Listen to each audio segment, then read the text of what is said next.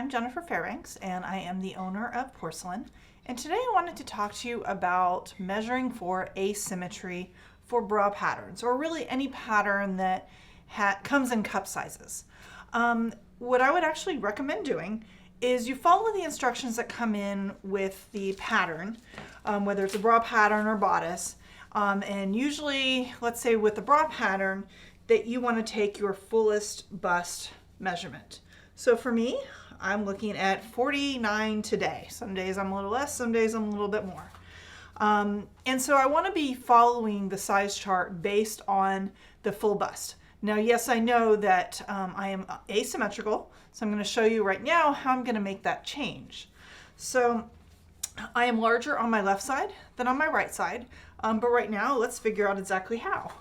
And it's a little bit hard to do on yourself, but you can kind of figure it out. I'm going to look down and figure out exactly where my center is. So between the breast, and it might not be center on the screen because right now I'm wearing a bra that's not asymmetrical. So I'm likely pulling more to one side. Is that right there, man? I think that's right there in the middle of that pin. I don't know if you can see that.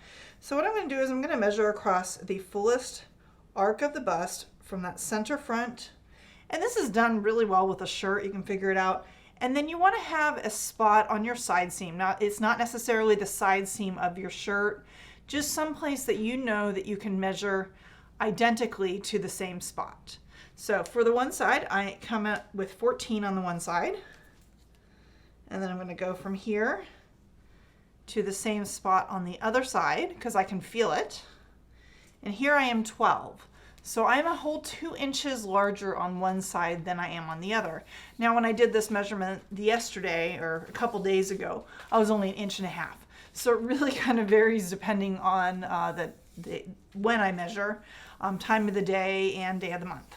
But because we have a 2-inch difference, most cup sizes change by 1/2 inch. And this makes it really easy with a 2-inch difference.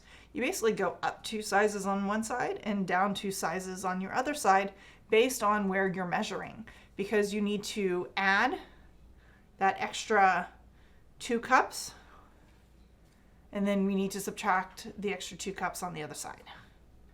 So I do have a little chart that I do, and I have them in my instructions for my own sports bras.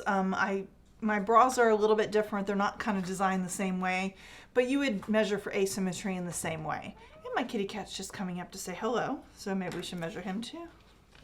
I'll type up a little chart and put it in the description down below, so you can kind of see where you would want to go up and where you would want to go down in sizes based on where you measure and the difference from right to left. Okay, so my cat's still here. Now I wanted to show you this sports bra that I have actually done. He's gonna move.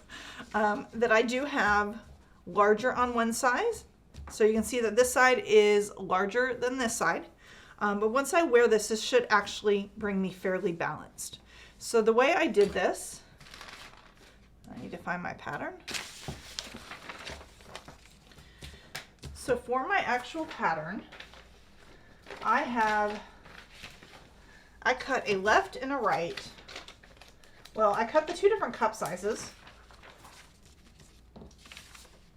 So kind of looking at, I've got the 38J that I measured to. This is when I measured the other day, so it might be a little different than what I'm measuring right now. And then I'm a 38G on the other side. So what I would want to do is make sure I have them aligned correctly. So this one, I'm going to write on them which side is up.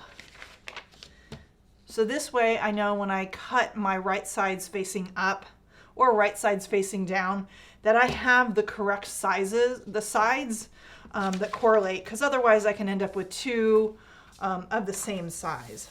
Now for this one, you can't really see, I took some pictures of this one, and what I ended up doing is I aligned them down to the bottom and then I trimmed up the neckline to match. I also took and copied the neckline of this one over to this one, to the larger one, so the back neckline will look the same. The front, because of the asymmetry, it will sit a little bit higher on one side, but visually it should sit about equal on the body. So for each of these pieces, I did mark which side is up and which side is down. Now this side, this one is a little bit different. This is my center front, and you can see it's very, very different. I aligned them down at the bottom, and then so my front on the smaller side came here, and the larger one actually came up a little bit higher. And what I did is I kind of blended and I came up with the average right there in the middle, so I had a nice kind of smooth shape in the middle. And this is how I would actually cut this pattern piece. So this side would be up and this side would be down.